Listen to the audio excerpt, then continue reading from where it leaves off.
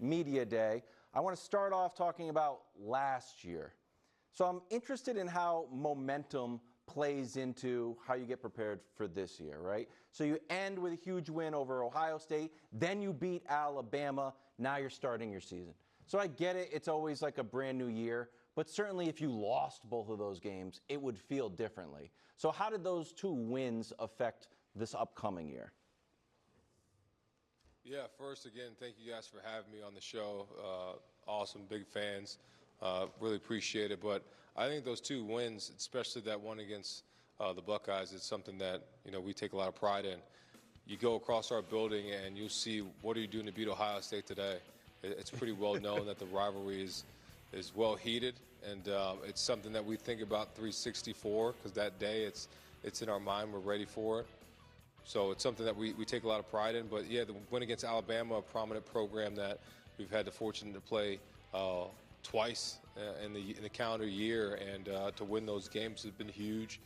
Yeah, momentum. It has been a little bit momentum maybe into the winter, but I feel like when you get into spring and you get into summer, that momentum kind of shifts into, it's your thought process of what you're going to be versus what you are and what you have been. So for us, we've really just taken the step of attacking every single day, because yesterday doesn't really matter, tomorrow's not owed, and all we have is the present. So for us, we've just taken it day by day to try to get better. Coach, I mean, like you said, everybody knows how big the Ohio State rivalry is with Michigan. I don't know if many people outside of Michigan know, there's no red allowed in your facility. Can you talk to us about that, and even having if recruits show up in red or their family, how do you guys handle that? Yeah, it's well known. It's stated. There's signs that say no red and green, or green in the facility, and it'll be stated again next Tuesday when we have our team meeting, just in case the freshmen decide to pull out some red socks or have some green shoes that they want to wear. They better know that they can't do that. It's something that it's well known in the building, and it's reinforced more so by the players than by the coaches. But yeah, and if a recruit comes in with a family and they have on red, they're kindly asked to redirect the other direction and make sure they get colors that we can attire them with. So we make sure that we have the proper attire that people can wear that is not red and green in our building. So you guys obviously have beaten Ohio State the last 4 times. How do you account for that? I mean, that's huge for you guys. I guess 2-part question. 1, why do you think you've had so much success against them recently? And 2, last year you obviously 8-5, didn't win as many games as you wanted. But how much does beating Ohio State kind of make up for not having the greatest season by your standards? Yeah, I think to answer the first question, why the last 4 years we've won, it's because we've had really good teams. We've had a lot of kids that have been really invested in the process to win that game, and taking a lot of pride in winning that game every single year, because that game is a little different, and that's something you prepare for 365 days a year and make sure you're ready for. But, last year winning that game meant a whole lot. 1, because it was the first year as the head coach and being able to have that on the resume for our football team. But the doubters, the things that people were saying, we don't pay attention to it, but we understand it, we know it, and we talked about in our building was really about trust. It wasn't really about belief, because we all believed. We just trusted in who we were as a team and what we are as a program to make sure we can get the victory, and we did that. And from now on, we can't count on those victories in the past. It doesn't really matter. We're motivated to be better and to be a better team, and we'll continue to try to do that.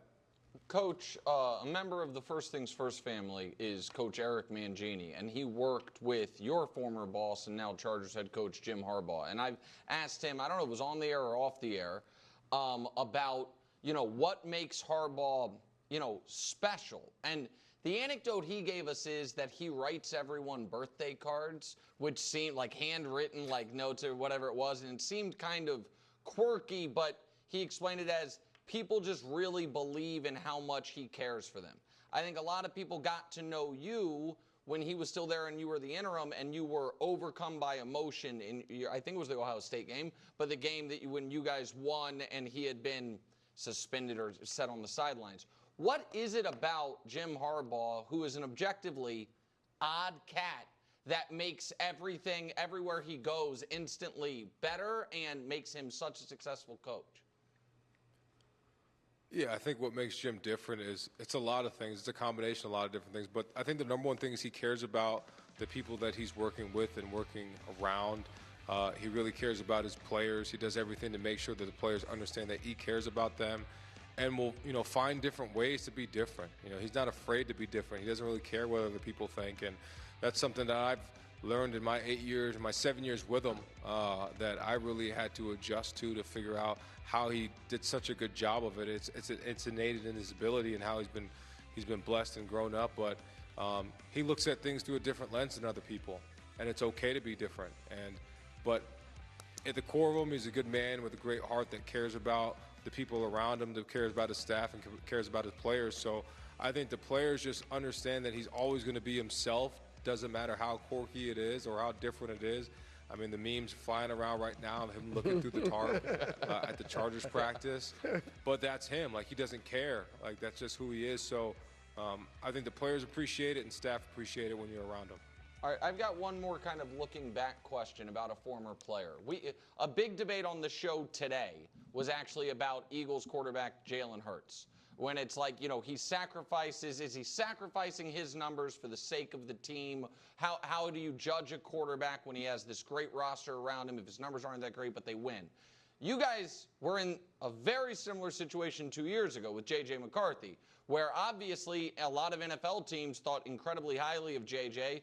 A lot of folks, I will say myself was one of them, was like, he's a great quarterback. I would think they would throw the ball more, but you guys won all those games. So when you guys had JJ, how did you balance his talent with the way the team was built? And the follow-up, I guess, is how do you expect him to look this year now that he has the Vikings job? Yeah, I mean, the common denominator with JJ and Jalen Hurts on both those teams is that they won championships. So I think the number one thing for a quarterback is they want to win. JJ probably going to be one of the winningest quarterbacks ever to play at Michigan, losing one game as a starter. Jalen Hurts went on to win a Super Bowl, and that's what you want. You want a winner. So I think for that piece, JJ was special, and he was a team-first guy. And people say we didn't throw the ball. He won quarterback of the year in the conference. So I don't know how you can not throw it when you win quarterback of the year. We just ran the ball very well. So those numbers sometimes, were deceiving. But JJ is going to do outstanding this year. I'm excited to watch him play. I always knew how special he could be and so how special he was, and the leadership qualities he had, not only as a on-the-field quarterback but off the field, and the things he's done. He's already doing with the Vikings, and I got a chance to talk to Kwesi a little bit through text messages and talk about how the progress and what he's doing as a teammate. So JJ is going to be outstanding, and we hope that what he does permeates through the guys that we have at Michigan now. Coach, if you could take us behind the curtain a bit, when you go out and recruit players now, like what's your best pitch to get them there at Michigan? I mean, there's so many things. There's so many advantages that come to Michigan. When you come to Michigan, you're obviously going to play on the biggest stage. You're going to play in the best conference in football. I think obviously the Big Ten is the best conference in college football. You're going to play against great competition every week. You're going to be on a national stage. You're going to be on one of the biggest brands in college football. You're going to have a chance to play in the NFL, but you're going to have a chance to have an elite education. And there's not very many universities where you can garner an education like we have at Michigan and play elite football. So we always tell guys, like, if you don't like school, like if you don't want to get challenged educationally, if you don't want to get a great degree, then Michigan's probably not the place for you. But if you want to do that, if you want to have a great alumni base that are going to help you for years and years to come, and you want to play elite football and a chance to go to the NFL, then it's the best of both worlds. Bryce Underwood, coach, what should Michigan fans be most excited about when he takes the field? Yeah, I mean, first, he's got to win the job first. So that's the piece that they've got to be ready for first. So he's got to go win it. But talk about an outstanding kid and just a great human being, a great teammate. I mean, he literally just called me earlier to figure out what time the team meeting was on Tuesday on report day. I mean, he's 17 years old. He doesn't turn 18 until August 19th on this training camp. So, but he's 6'4", 230 pounds, and he doesn't look like a 17-year-old. So, if he wins the job, you'll see a guy that has elite talent, ability, that can make every throw and do all the things as a leader. But he's got to go win that job.